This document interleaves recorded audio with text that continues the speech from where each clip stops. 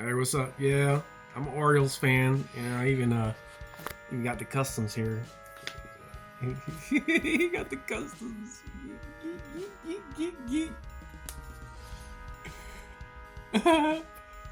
But hey, anyway, you're talking about like how things back in the day, how they did stuff. It's kind of crazy. So, the FM sound chips. They were programmed into the things. But it wasn't really as complicated as most people think because they had the MIDI stuff and you can compose the MIDI things and all that. And it makes it a lot easier. And then, they had those big studios so they could turn them into trackers from the MIDI and all that kind of stuff. And, a lot of that sound was real interesting how they did it. Like a lot of their drums, like I said before, was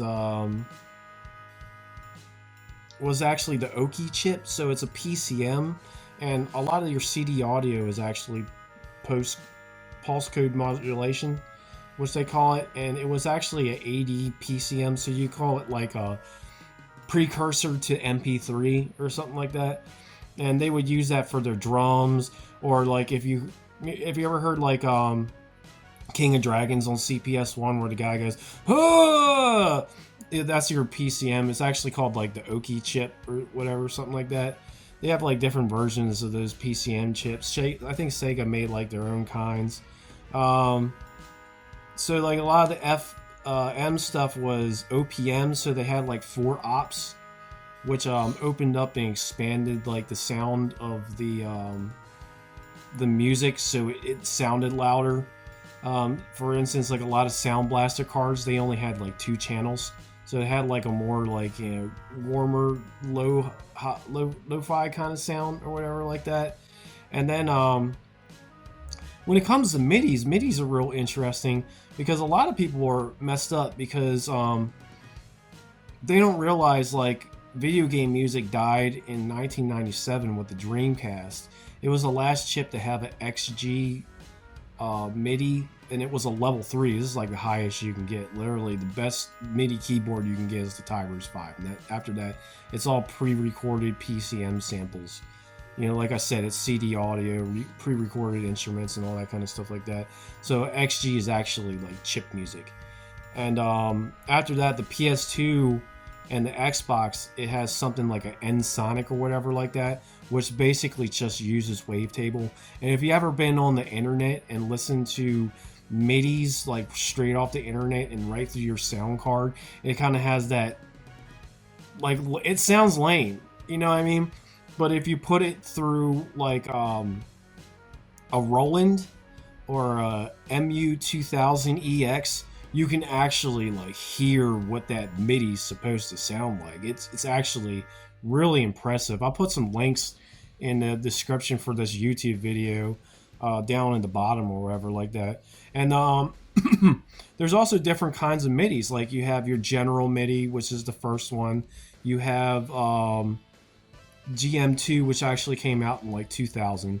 You have XG, which I think came out in like 91. GS came out in like 90, 91, which is an expansion of General MIDI, GM. And XG Level 3 came out in 98. It was actually in the Dreamcast chip beforehand, which is amazing. Like I said, it's an amazing sound chip. But there's also the MT-32, or the upgrade to that, which is the CM64, which does GS and MT at the same time. So you have like a digital, and you also have like the analog of the M2. And the M2 is actually really interesting because instead of having instruments already built into it, like a Roland SC-55 would, it's a bring your own instrument thing, kind of like the Super NES is. Like you can rip MIDIs right from the Super NES because it basically is a MIDI machine with a PCM channel, so you can put like pre-recorded instruments into it.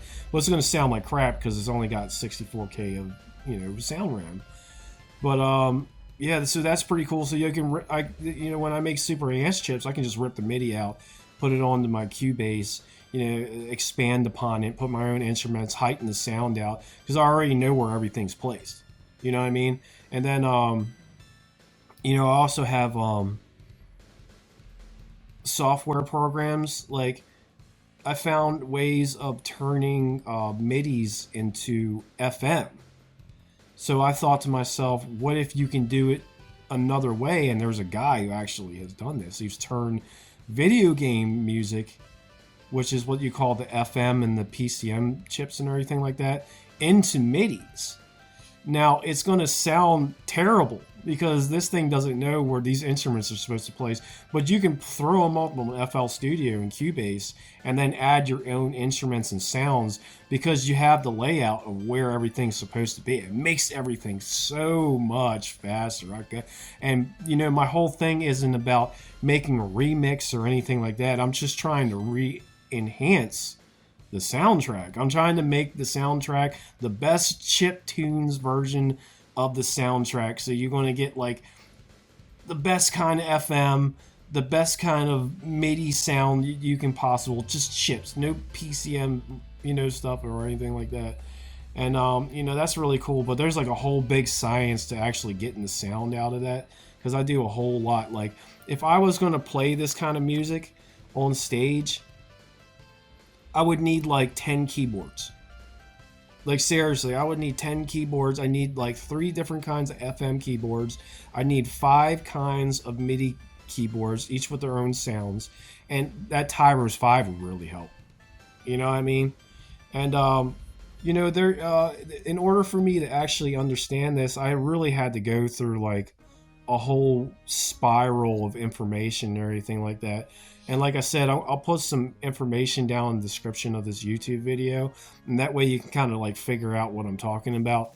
And it'll put you on some wikis and some detailed lists and everything like that. You can go down that rabbit hole that I went through in order to get, you know, another thing that helped was there's a software called 86box, and it emulates the PC very, very well. And it will let you do everything from like Windows XP and all that kind of stuff all the way down to DOS and IBM, you know, Pacific software or anything like that. But it also emulates all the different kinds of sound cards. So this helped like me a lot in order to like kind of like understand how FM, OPL, and all these like little MIDI things worked and all that kind of stuff like that. It's really cool. But like I said, you know, thanks for like watching this and kind of trying to understand about what I'm trying to get about with my music, and you know, get on with the day. Y'all, peace.